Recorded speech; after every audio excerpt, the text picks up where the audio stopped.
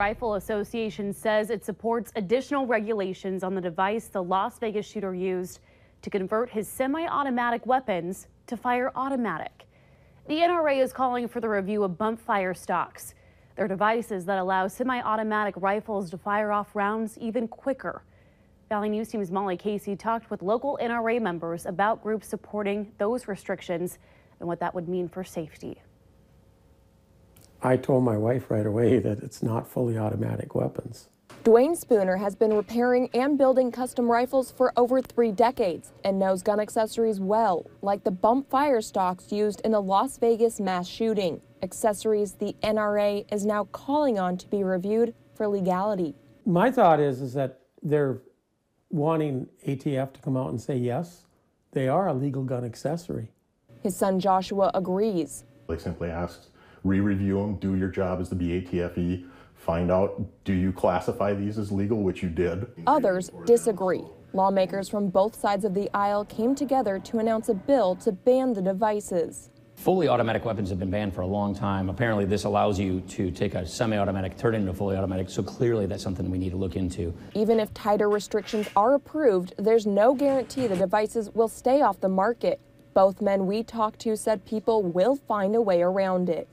It's like a speed limit. It's only there if you abide by the law. Lawbreakers do not care about what the laws are. They only care about what their end goal is. However, the Spooners say it's not about the firearms or the accessories. It's about the people that use them and their bad intentions. Actual uses, it does nothing to make a firearm more dangerous than anything else. It's still just a firearm. From Fargo, Molly Casey, Valley News Live. Reports show that the NRA is still pushing for government officials to pass the SHARE Act, which will revise a variety of existing programs to expand and access to opportunities for hunting, fishing, and recreational shooting. Investigators reconstructing Stephen Paddock's movements say the Las Vegas gunman looked at bigger music festivals like Lollapalooza before setting his sights on a country music concert outside Mandalay Bay on Sunday night. Officials say in August, Paddock booked a room at the Blackstone Hotel, which overlooked the Lollapalooza concert in Chicago. He also looked at another show near the Las Vegas Strip and researched locations near Boston's Fenway Park. Police are looking for anyone who may have come in contact with Paddock before the shooting, including a woman reportedly seen with him at the Mandalay Bay Casino.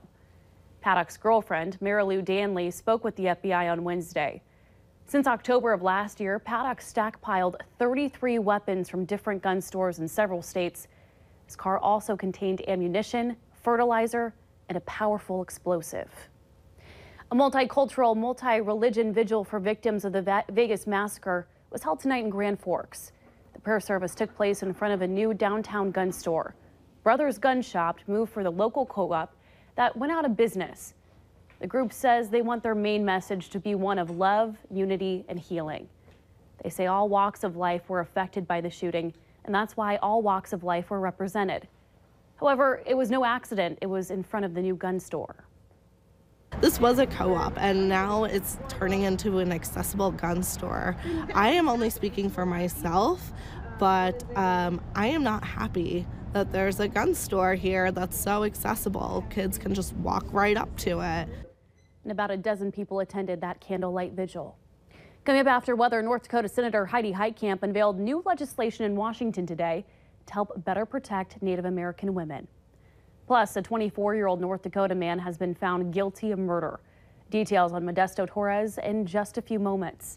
But first, Hutch, we can start to feel it cooling off outside. Are we going to see any overnight frost? Yeah, some of us will see a frost and even a freeze as we have advisories and warnings out for those conditions. Here in the FM area, though, we're holding on to 50 degrees, 48 in Moorhead. Wind from the northeast is quite light at 5 miles per hour. Now, one thing you can watch this time of the year to see how low our potential is, that dew point temperature. The air temperature can never fall below that reading at the present time. It's 35 degrees.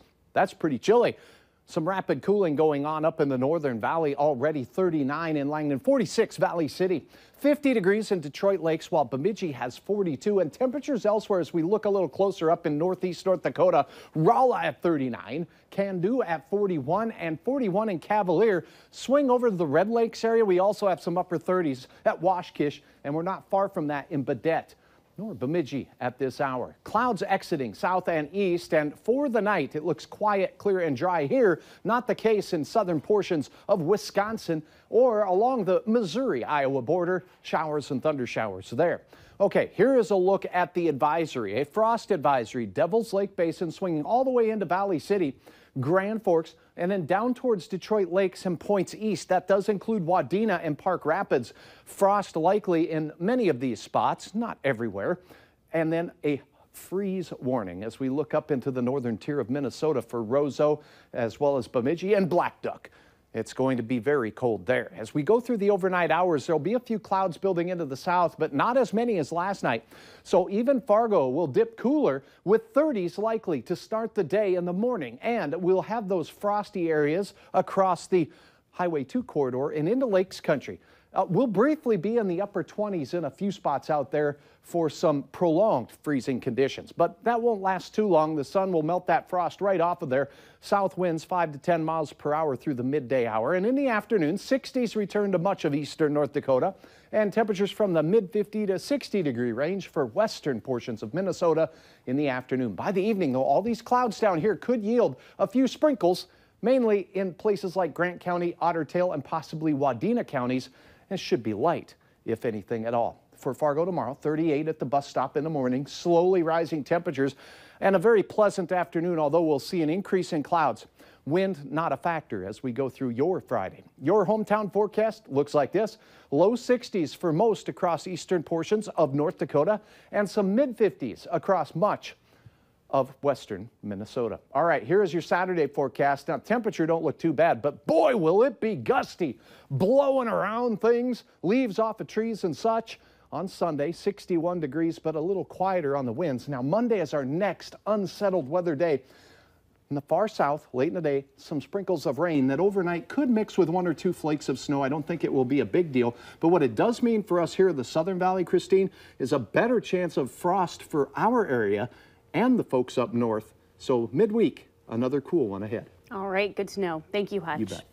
New federal legislation aimed at protecting Native American women from violence, abduction, and human trafficking has been named after Savannah Greywind. She's the Fargo woman who was killed in August. U.S. Senator Heidi Heitkamp introduced the Savannah Act today in Washington. She says the legislation would improve tribal access to certain federal crime information databases. Heitkamp believes this will help solve crimes and develop prevention strategies. The bill would also create standardized protocols for responding to cases of missing and murdered Native Americans. Meanwhile, court documents show that Brooke Cruz will be heading to Jamestown, North Dakota to undergo a mental health evaluation. Cruz is one of the 2 people charged in connection with Savannah Greywind's death. There is no word yet to when the evaluation will be taking place. A federal jury has found a Minnesota man guilty of murder. Prosecutors argued that Modesto Torres ordered the hit that killed a 24-year-old outside the Flying J truck stop in Grand Forks in 2016, and then also led a meth trafficking ring in the region. He was convicted of 3 of the 4 counts that he was facing. Torres will be sentenced on December 1st. 3 Minnesota men are facing charges after a bar fight led to a report of gunshots. This afternoon, the Beltrami County Sheriff's Office got a report of the gunshots at Pete's Place West, which is just outside of Bemidji.